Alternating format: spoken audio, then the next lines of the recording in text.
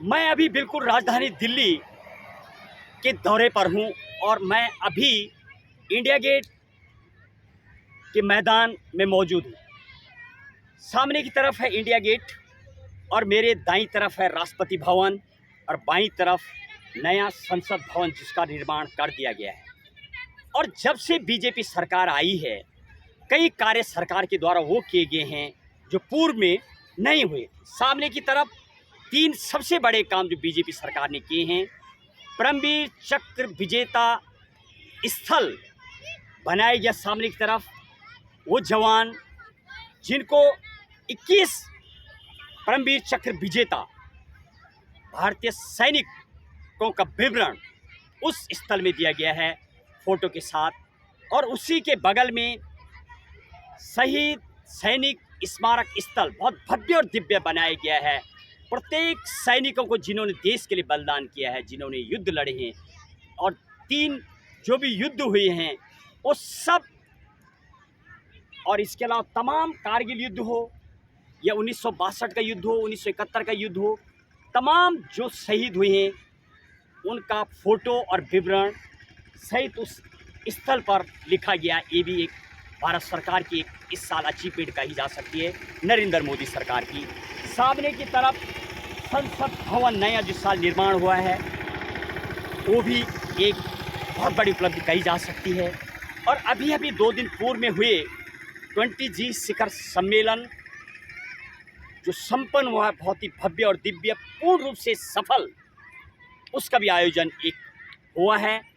और यदि मैं इस सड़क की बात करूं जहां से कि जब गणतंत्र दिवस होता है, राष्ट्रपति भवन से झांकियां चलती इस सड़क पर, इस सड़क का नाम भी कर्तव्य पथ रखा गया है।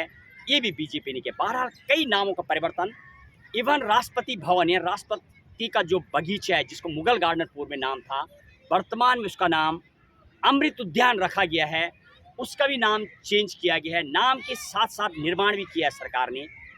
कहीं ना कहीं एक ऐसी मानसिकता दिखाती है, शायद ये देश को जो विश्वगुरु कहा जाता है उस ओर अग्रसर समझा जा सकता है। बहरहाल इस सड़क से जब गणतंत्र दिवस के दिन झांकियां जाती हैं तो उसमें यदि गणतंत्र दिवस, स्वतंत्रता दिवस और संविधान दिवस जो सरकारें और पूरा देश मनाता है, शायद इन दिवसों के दिन जो भारतीय संविधान की मूल कॉपी है उसको भी यदि झांकी में सम्मिलित किया जाता है सबसे आगे सड़क में, तो ये देश को एक सूत्रधार में शायद बांधने का और काम करेगा, मजबूती देगा।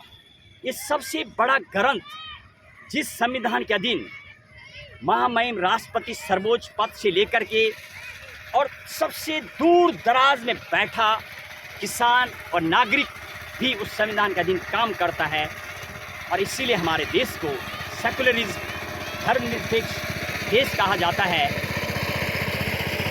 हमारे देश में सब धर्मों के लिए जगह है, चारों धर्म और सभी ग्रंथ। यदि बात करो, सबसे बड़ा जो संविधान ग्रंथ है उसको भी गणतंत्र दिवस के दिन झांकी में शामिल किया जाना चाहिए, ताकि पूरा मानव उस पुस्तक और उस संविधान को भी नतमस्तक कर सके। देखिए, आज गणतंत्र दिवस, स्वतंत्रता दिवस और संविधान दिवस को भव्य और दिव्य मनाए जाने दिन भारतीय संविधान की पुस्तक जो ओरिजिनली है उसको झांकी के रूप में दिखाए जाने पर मेरी विशेष समीक्षा रिपोर्ट। जय हिंद, जय भारत।